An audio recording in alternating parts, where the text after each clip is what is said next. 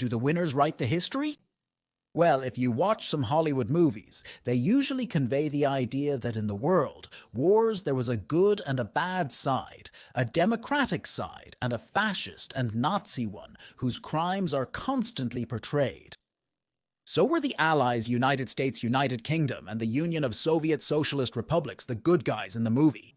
In this video, we will remember 5 episodes from the Second World War that put this premise into doubt, without any intention of disappointing you if you already had certain heroes. Are you interested? Go ahead, then stay until the end of the video, but before that, don't forget to subscribe to the channel. Believe me, it would help me a lot.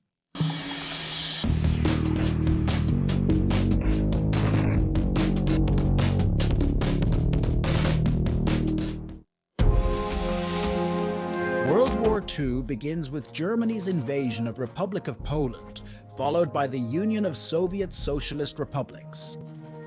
Following this occupation, about 400,000 Polish soldiers from the Eastern Front were turned into prisoners of war.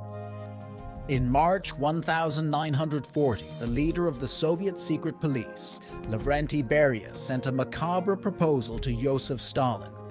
This consisted of eliminating any threat of a Polish rebellion in the occupied territory, so between April and May of 1940, the Katyn Massacre was carried out in the forest of the same name.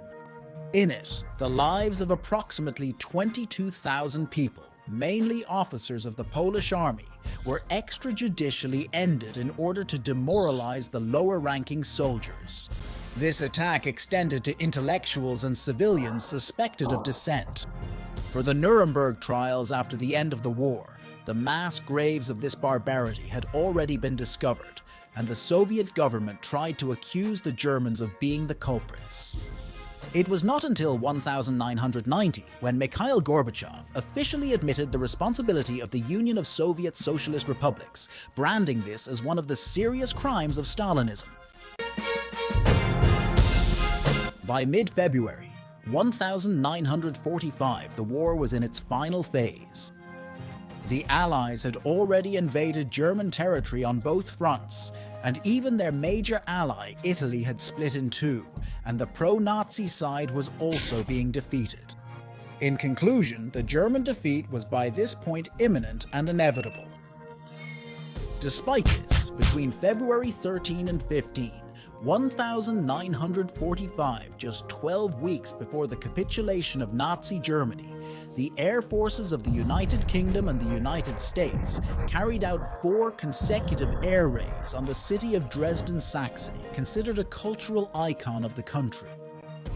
While the Allies maintained that there were military targets in the city, the fact is that this attack took the lives of between 22,000 and 25,000 people, most of whom were civilians. The bombing was so powerful that it generated a firestorm, that is, a fire so intense that in addition to destroying the beautiful city, it turned it into a hell of toxic gases. To this day, many historians agree that the Saxon capital was not a strategic target and that this bombing was a disproportionate retaliation. Of course, there are always detractors who refuse to move on to historical revisionism. What do you think?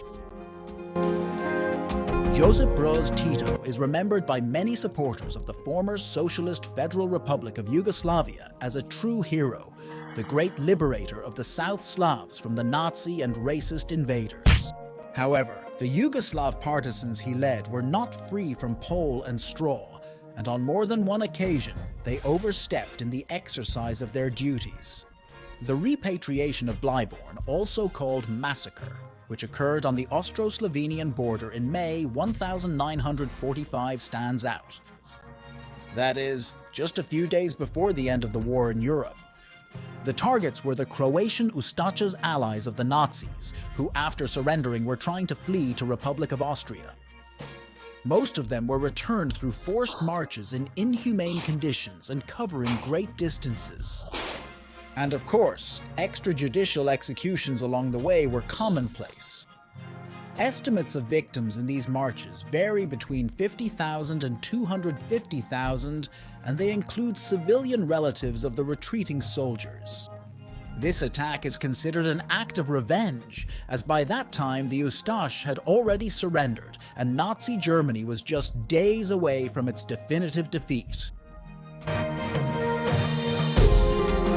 Although the United States was known for various atrocities such as the Cantati massacre against Italy civilians and the Dachau massacre against German prisoners of war, there is no doubt that its most iconic and disturbing regime was the well-known atomic bombing of Hiroshima and Nagasaki.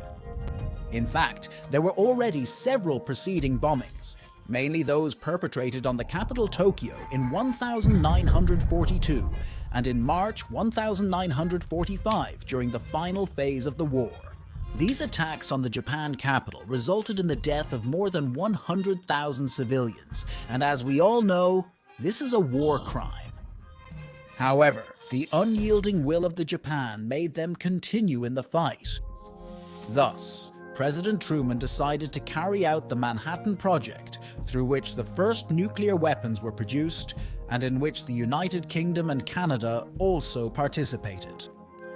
Thus, on August 6, 1,945 bombs were dropped on the cities of Hiroshima and Nagasaki respectively, the only nuclear attack during a war in history.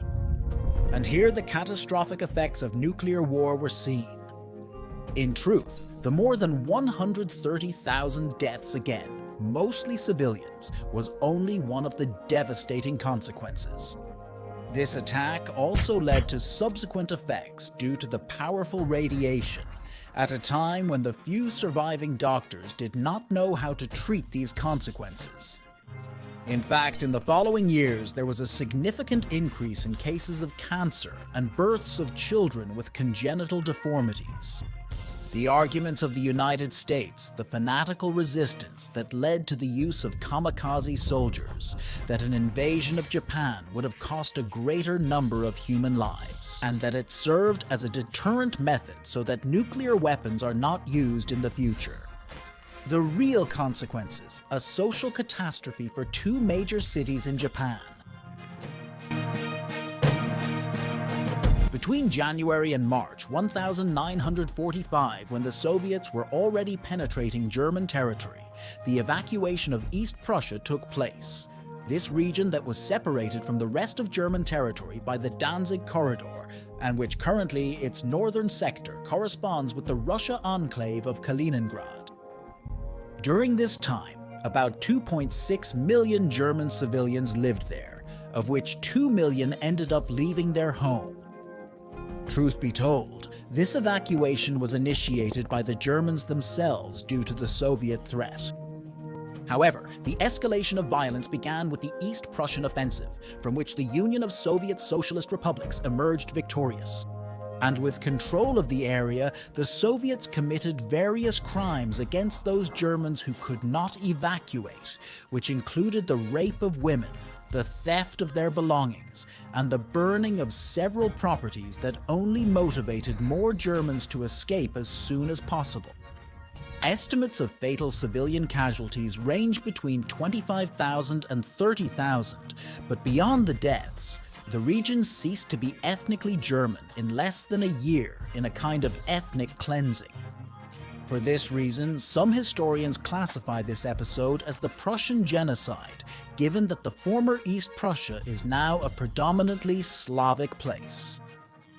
In the end, as you can see, the Axis powers were not the only villains in the story.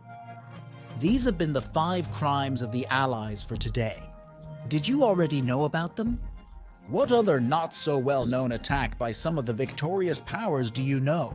Don't forget to leave your comment, and if you liked this video, support me with a like and subscribe to my channel. You can also follow me on my social networks, and if you are interested in supporting this project, any donation on Patreon where we can talk about history is welcome. Plus, you can find exclusive content on my platform at Mapa de Cebas TV. See you next time.